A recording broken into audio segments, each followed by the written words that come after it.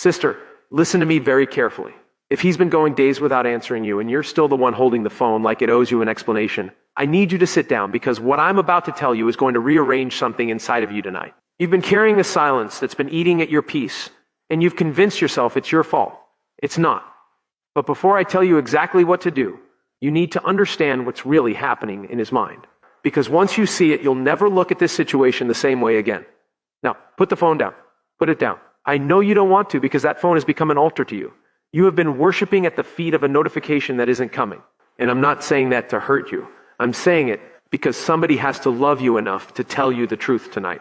Let me describe your last 72 hours to you.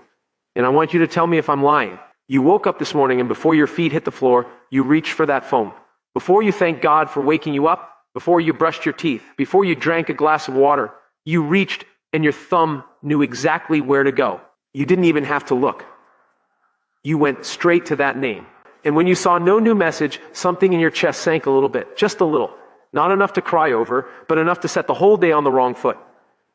Then you did what you always do. You opened the conversation just to look at his last message. You read it again. You tried to squeeze new meaning out of old words. You looked at the timestamp. You looked at the read receipt, the one under your message, the one that says he saw it and said nothing. And you built a whole story out of that little blue check. Or maybe he's busy. Maybe his phone died. Maybe he's going through something. Maybe, sister, you have written a novel out of a man's silence, and that novel is killing you slowly. You went to work today with a smile on your face that didn't reach your eyes.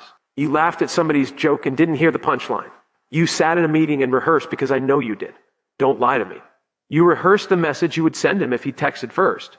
You had two versions, the cool one and the honest one. The cool one said, "Hey, stranger." The honest one said, "Why are you doing this to me?" And you knew deep down that you would send the cool one and mean the honest one, and he would feel the difference and he would use the difference against you. You've stopped eating the way you used to eat. You pick at your food now. You've lost that little bit of weight that people compliment you on and you smile when they say it, but you know that weight didn't come off from discipline. It came off from grief. Grief for a man who's still alive. Grief for a relationship that never got a funeral. You listen for that phone the way a mother listens for a baby crying in the next room. Every buzz, every ping, every little vibration on the countertop makes your heart lurch. And 9 times out of 10, it's not him. It's a bill. It's a coworker. It's your mama asking why you haven't called. And each time, it's not him. A small part of you dies. And you don't even notice because you've been dying by inches for weeks now. You've read old text messages until your eyes hurt. You've zoomed in on a photograph he sent you 6 months ago, looking for a sign. You've listened to a voice note he left you until the sound of his voice doesn't even feel like his anymore. It feels like a ghost. That's what he is right now, my dear. He's a ghost living rent-free in the mansion of your mind, and you've been feeding him 3 meals a day. I know you've been asking yourself, what did I do? What did I say? Was it that argument? Was it that night I called too many times? Was it that I loved him too loud?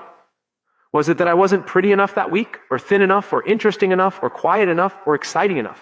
You have put yourself on trial in a courtroom where you are the defendant, the prosecutor, and the judge, and you keep finding yourself guilty.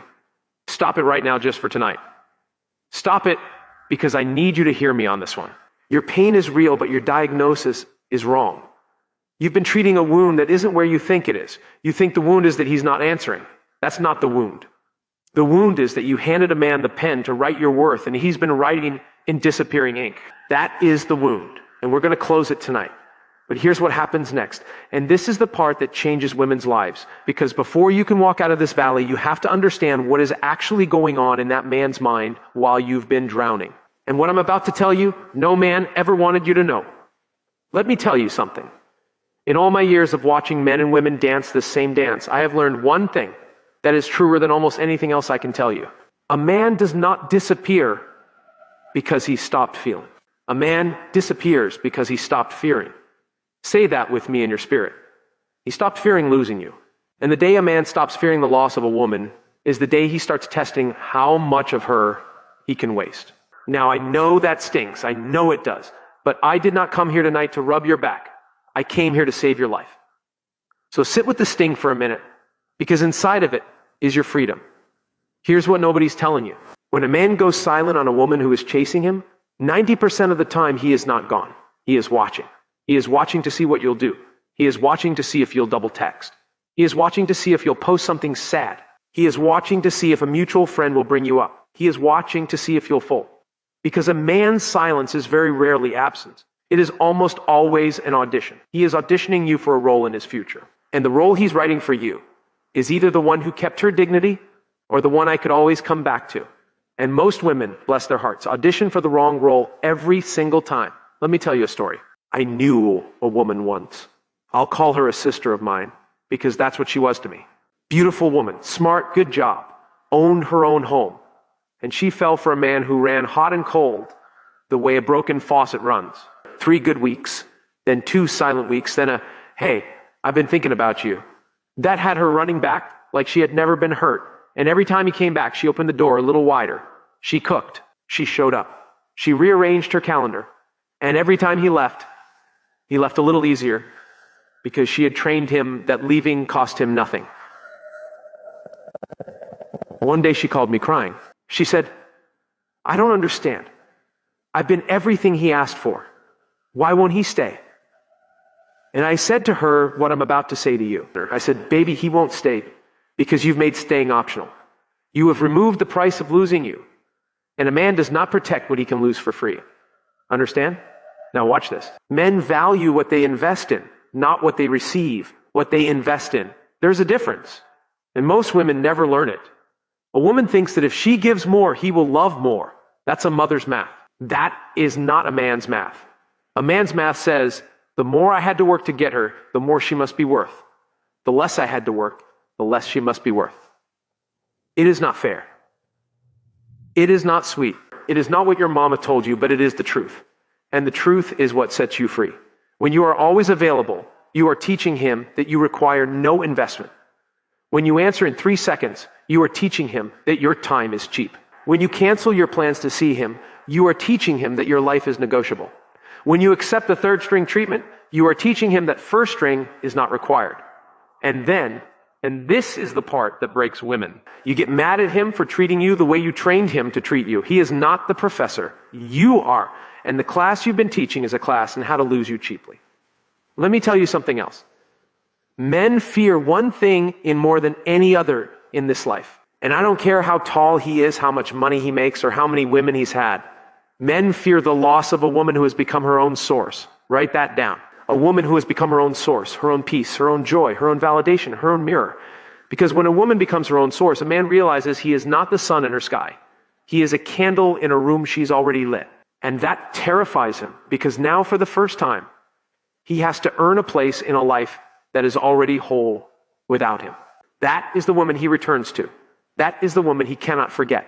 That is the woman he tells his boys for about 10 years later when his marriage is falling apart.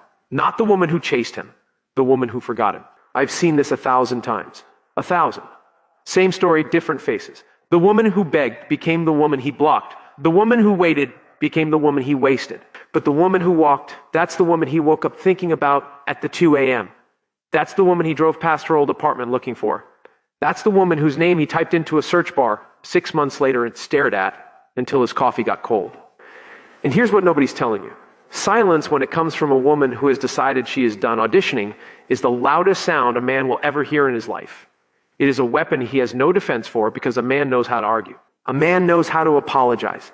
A man knows how to smooth things over, but a man does not know what to do with a woman who has simply gone quiet and gotten better. Now, let me diagnose you, sister, because you didn't come here just to hear about him. You came here to understand you. Your pattern is this. You mistake anxiety for love. When your stomach flips because he hasn't texted, you call that love. That's not love.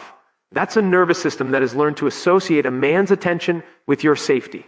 Somewhere, maybe from your daddy, maybe from a man before this one, maybe from a mama who taught you a woman's job is to keep a man happy. You learn that when the man is pleased, you are safe. And when the man is displeased, you are in danger. And that little girl inside of you is still trying to keep herself safe by keeping him happy.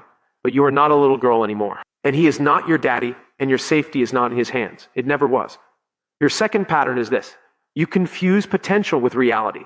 You have been in love with who he could be, not who he is. You have been dating the highlight reel of a man who on his best day showed you a glimpse of what he was capable of. And you have spent months, maybe years, trying to coax that version of him back out.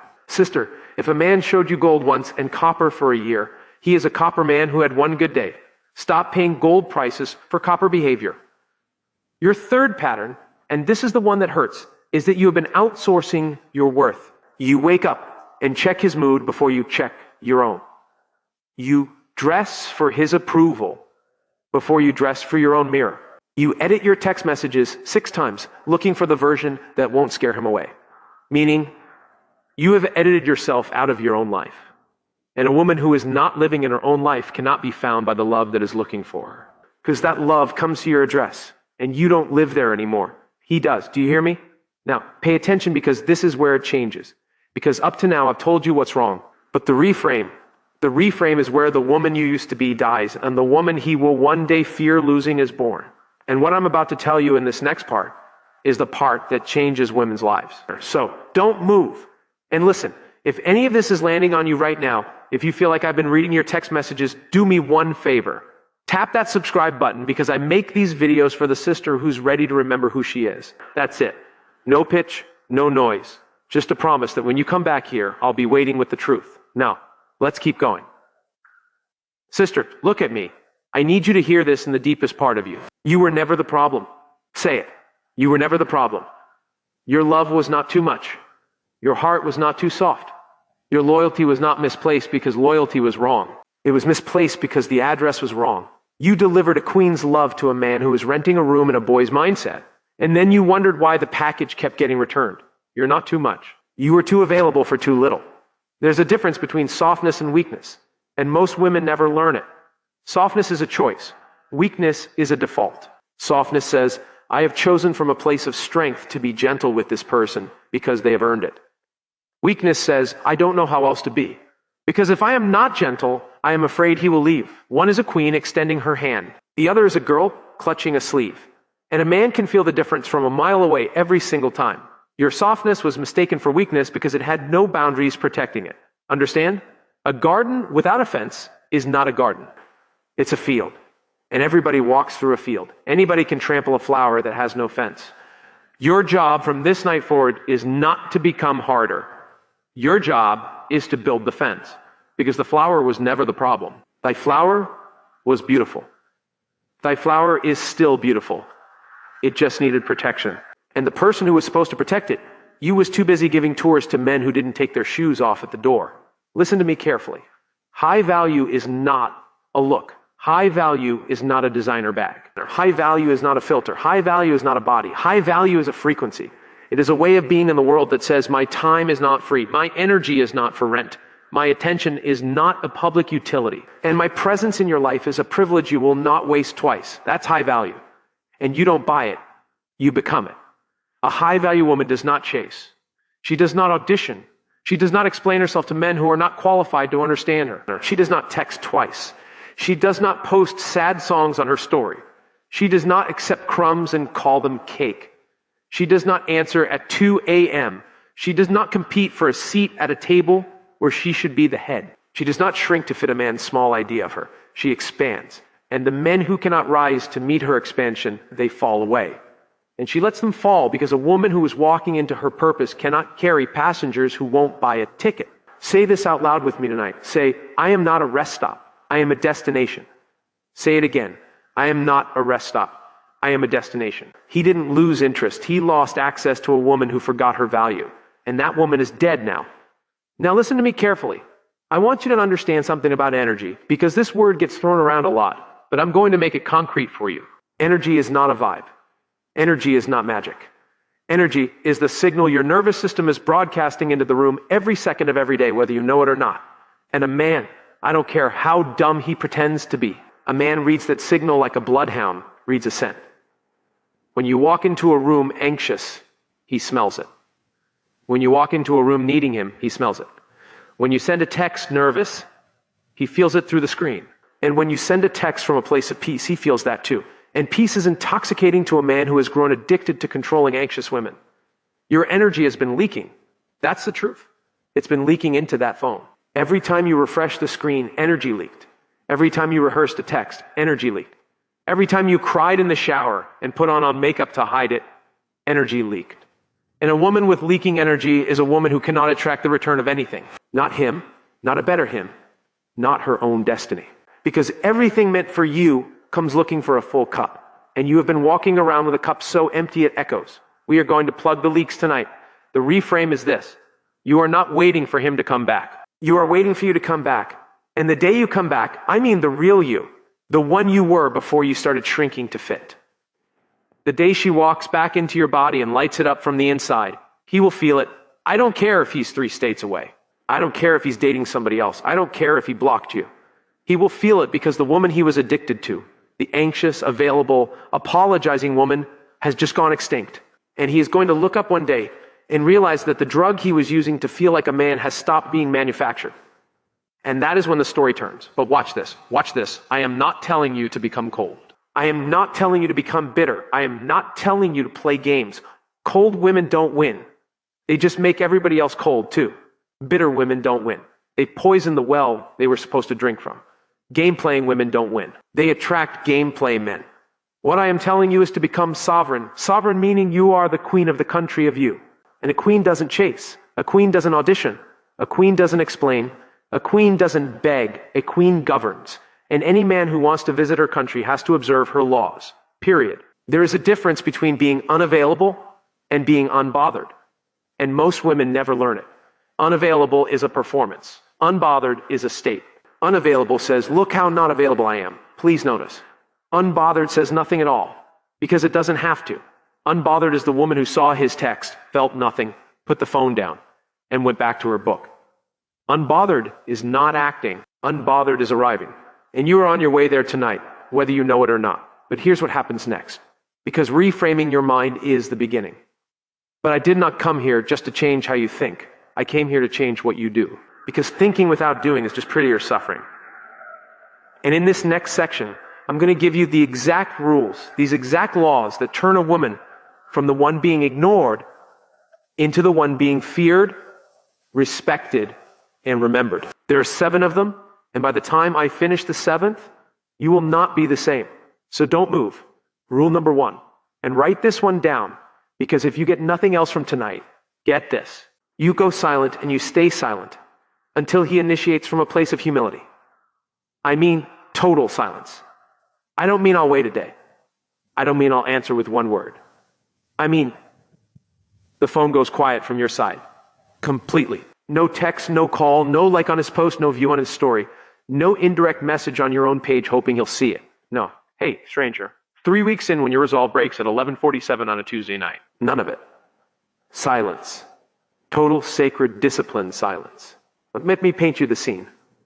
It's a Wednesday. You've been quiet for 11 days. He hasn't reached out. Your friend calls you and says, have you heard from him? And you say no. And I'm not going to. She's shocked. You're a little shocked yourself. That night, you're washing dishes. Phone lights up on the counter. You dry your hands slowly. You walk over. You look. It's him. 3 words. Hey, you good? That's it. 3 words. No apology, no accountability, just a temperature check. He is not reaching out because he's ready to be a man. He is reaching out because the silence has become louder than his pride, and he needs to know he still has access. He is knocking on the door to see if the lock has been changed. Sister, that has been changed. Here's the psychology. A man's need for control over a woman's emotions is a hidden addiction he doesn't even know he has. When you were texting him 3 times a day, he was getting a drip of that drug every few hours. Even when he ignored you, he was still using because the very fact that you were reaching men, he still had a hit available. Your silence is not the absence of communication. Your silence is withdrawal. Cold turkey. Sweat through the sheets, withdraw. And withdrawal makes a man do things he swore he'd never do. It makes him call. It makes him drive by. It makes him send the paragraph. It makes him ask a mutual friend how you're doing. It makes him double tap a photo from 2 years ago at 1 a.m. because the drug has been cut off and his body is looking for it. Here's what you do when he sends that 3-word text. Nothing. For at least 24 hours, nothing. Let it sit. Let him sit. Let him wonder. Let him refresh his own phone the way you used to refresh yours. Let him taste it. And when you do answer, if you answer, you do not match his energy. You do not send a paragraph. You do not explain where you've been. You do not ask how he's been. You send one short sentence, calm and warm and complete, that closes no loop. I've been well, thank you. Period. That's it. No question mark inviting him to continue. No emotional temperature. No door held open. If you skip this rule, I'm telling you right now, you will reset the entire clock. Every day of pain you have already endured will be erased, and you will be back at day one wondering why he's pulling away again, because he never had to rebuild anything. You handed him back the key before he even asked for it. So the warning is this: your silence is only as powerful as your ability to hold it. Hold it. Rule number 2, and this is where most women fail. You remove yourself as his emotional storage unit. Understand what I mean? For months, maybe years, you have been the place he unloads. His bad day at work, his argument with his mama, his frustration with his boys, his confusion about his life. You have been his therapist, his cheerleader, his mirror, and his mama. And you called it love. It wasn't love. It was labor. And he was paying you in scraps. Here's the story. There was a woman I knew who told me, but he opens up to me. He tells me things he doesn't tell anybody else. That must mean something. And I said, baby, opening up to you and choosing you are two different things. A man will open his mouth to any woman who will listen without asking anything of him. That is not intimacy. That is convenience. Intimacy is when he opens up and then shows up. If he's only doing one of those two things, he's using you, not loving you. So from this night when he does come back, because he will come back and he starts trying to unload, you do not receive it. You do not become the emotional dumpster again. You are polite. You are brief. You are warm, but distant. If he starts venting about his job, you say, that sounds like a lot. I hope you figure it out. And you leave it there. You do not ask follow-up questions. You do not offer solutions. You do not stay on the phone for 2 hours listening to a man who wouldn't send you a text for 2 weeks. Here's why it works on him. A man who has used a woman as his emotional storage unit does not miss her body first. He does not miss her cooking first. He misses her ear. He misses the way she used to make him feel understood. And when that ear closes for business politely, without drama, he panics because now he has to feel his own feelings alone and in the dark, with no soft place to land. And that sister is where the real reckoning starts, in him, not in you. The warning: if you slide back into being his ear, you have rehired yourself into the exact position you just quit. And a man does not respect a woman who begs for her old job back after being laid off. Rule number 3. You become unreachable in the exact ways you were most available. Think about the patterns. What time did you always answer? Late at night, then late at night, you were asleep. Even if you're awake, especially if you're awake, what was the app he could always find you on? Then you go quiet on that app. Post less, show less, don't disappear. That looks like a performance. Just reduce. What was the friend group he could always ping to hear about you? You stop feeding that friend group information. You do not say a word about him to the mutual friend. Not one word. Because everything you say to her, he will hear by Friday, and you will have handed him the map to your heart for free. Let me paint you a scene. It's a Friday night. He's out with his boys. 2 beers in. One of them says, yeah, man, I saw her at that thing last week. She looked good. Real good. Didn't say much, though. Real quiet these days. That sentence right there is a bomb going off in his chest. Because in 3 weeks, the story about you has gone from she's blowing up my phone to she looked good and she was quiet. He has lost the narrative. And a man who has lost the narrative about a woman is a man who is one drink away from typing your name into his phone. The psychology is simple. Mystery is oxygen to a man's imagination. When he knows exactly where you are, exactly what you're doing, exactly how you feel about him, his imagination has nothing to eat, and his interest starves. But when you become slightly unreadable, not cold, not cruel, just quietly unavailable in the ways you used to be an open book, his imagination starts working overtime. And a man's imagination, once it starts working on a woman, is a fire you did not have to light. The warning: do not do this to make him miss you. Do this to give yourself back to yourself. Because if you do it as a tactic, he will smell the tactic through the screen. But if you do it as a return to your own sovereignty, he will smell that too, and it will haunt him. Rule number 4. You reinvest every ounce of that leaked energy back into you visibly, spiritually, and physically. I want you to make a list tonight of the things you stopped doing for yourself when he entered your life. The gym you stopped going to. The book you stopped reading. The friends you stopped calling. The prayer life that got shallow. The hobby that used to make you lose track of time. The plate of food you used to cook just for you on a Sunday afternoon. Write them down, all of them, and start tomorrow. One by one, you pick them back up. Here's the scenario. It's a Tuesday morning, 6 a.m. 6 months ago, you were still in bed at 8, scrolling, checking to see if he responded to that message you sent the night before. Today, 6 a.m., you are on a walk. Sun coming up, headphones in, but not sad songs. There's something with a beat, something a woman walking into her season listens to. You come home, you make yourself a real breakfast. You sit down at the table like you matter because you do.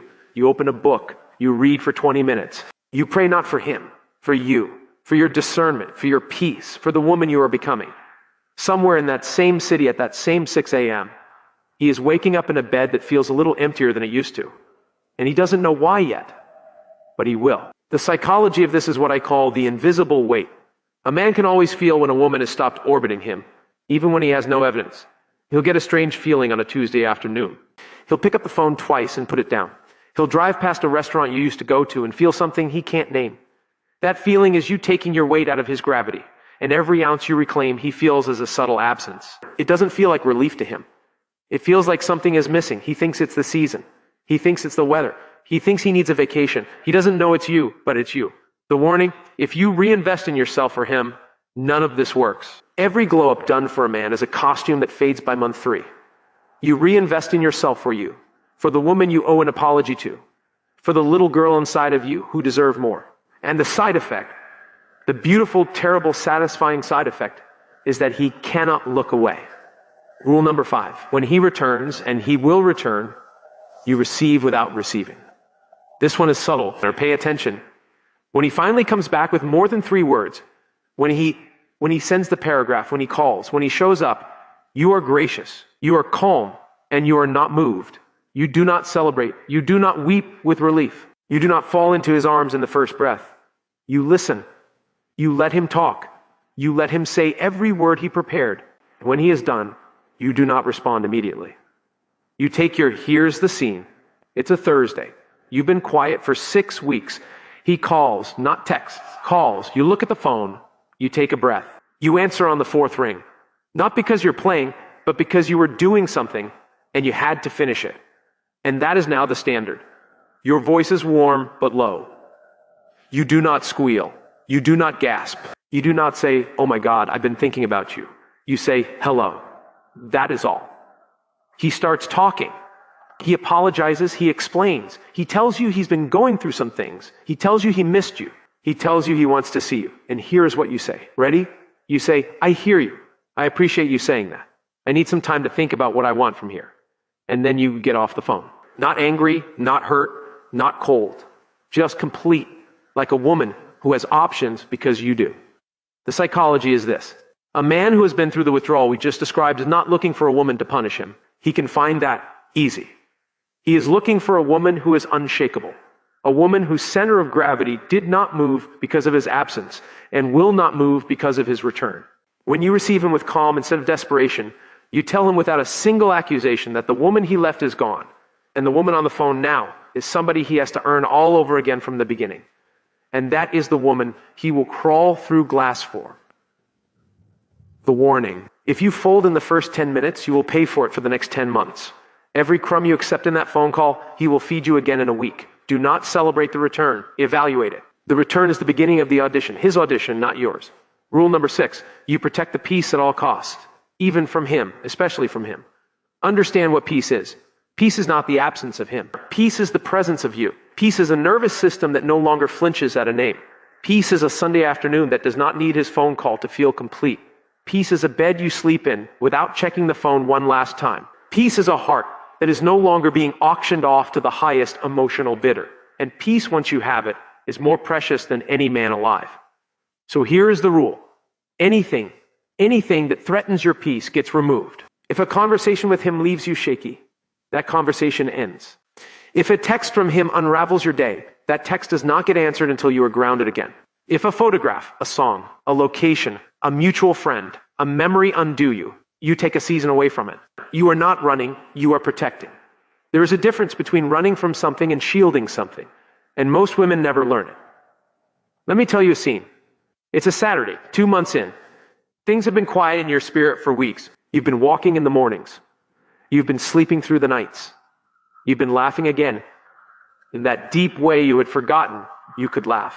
And then a mutual friend calls you, and halfway through the conversation, she says, "Oh, did you hear he was at so-and-so's party last night with such and such girl?" And you feel your stomach drop. And in the old you, that would have been 3 days of misery. But the new you says, "You know what? I love you, but I don't want to talk about him. Let's talk about something else." And you say it with a smile. No drama, no lecture, just a boundary. That is protection. That is the fence around the flower. And every time you place that fence, the flower blooms brighter. He will smell the bloom from wherever he is. Trust me, the psychology is this. Every man who has ever loved and lost a woman he took for granted has one central regret. And it is not the fights, and it is not the sex, and it is not the missed anniversaries. It is her peace, the way she used to feel next to him. That's what he chases in his memory. And when he realizes that peace has been rebuilt without him, and that entering back into her life would require him to be worthy of that peace, he faces the mirror he's been running from. And most men will do anything not to lose access to that peace once they've tasted his absence. The warning: never trade your peace for a conversation. Never trade your peace for closure. Never trade your peace for one more chance. Peace is the currency of a high-value life. Spend it carefully and never on a man who has not proven he can be a peaceful place. Rule number 7. You pray more than you post, and you speak to God about him more than you speak to him about him. Now listen to me carefully, because this one is not spiritual decoration. This is the load-bearing wall of everything I've said tonight. You cannot walk this road on discipline alone. Discipline will get you 14 days of silence. Grace will get you the rest of your life. And grace only comes when you have a relationship with the God who made you. The God who watches you check that phone at 6 a.m. The God who has been trying to get your attention for a long time now and has been using this very heartbreak, yes, this one, as the doorway back to him. Here's what I want you to do. Every single time you feel the urge to text him, to check on him, to reach out, to explain yourself, to defend yourself, to plead your case, you go to God instead. You get on your knees, or you sit in your car, or you close the bathroom door at work and you say, "God, this feeling is bigger than me. I don't have the strength to hold it. Take it. Hold my hand, hold my tongue, hold my phone." And you sit with him until the wave passes, because the wave always passes. Always. Here's the scene. It's 11:47 p.m. on a Tuesday. That specific hour, that specific minute, because grief has a favorite time, and it is always right after the world has gone to sleep. The phone is in your hand. The message is typed. Your thumb is hovering. And instead of hitting send, you close the phone. You put it face down, and you whisper, "God, help me. I don't want to send this. I only want to send this so bad, but I don't want to send this. Help me not want to send this." And you sit there in the dark and you cry a little and you breathe and you don't send it. That is the holiest moment of your healing. That right there, nobody sees it. He'll never know what happened. But heaven moved, and the woman you are becoming took another inch of ground back from the woman you used to be. The psychology on him is real, but the psychology on you is more important. Every prayer instead of a text is a retraining of your nervous system. You are teaching your body a new emergency response. Old response, reach for him. New response, reach for God. And after enough repetitions, your body forgets the old response existed. That is when you know you have crossed over. When the panic comes and your hand goes to prayer before it goes to that phone, the war is over. Sister, the war is over, and you won. The warning: do not let anyone, not a friend, not a therapist, not a self-help book, not even me, replace your relationship with God in this process. I am a voice on a screen. He is your Father. There's a difference, and most women never learn it. Everything I have told you tonight works because it is aligned with something older and truer than me. Take the wisdom. Give the glory where it belongs. If this is speaking to your spirit, if you have felt one thing crack open in you tonight, drop the word healed in the comments. Just that one word, so I know you're with me. And then share this with a sister you know needs to hear it tonight. You know who she is. You've been watching her drown. Send her the rope. Now, let's finish this together. But here's what happens next. Because now I want to show you what she looks like. This woman on the other side, the one you're becoming, the one you're already becoming, even if you don't feel it yet. And I want to speak a word over your life before we're done, so don't move. Let me paint you a picture, sister. I want you to close your eyes for just a moment, if you can safely close them. And I want you to see her.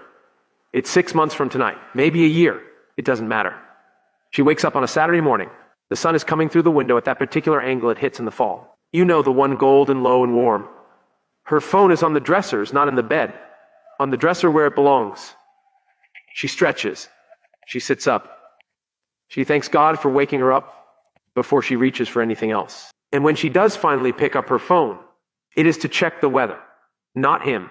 She sees his name in her messages from a long time ago. She sees it and she feels nothing. Not hate, not longing, not curiosity. A kind of clean, quiet nothing.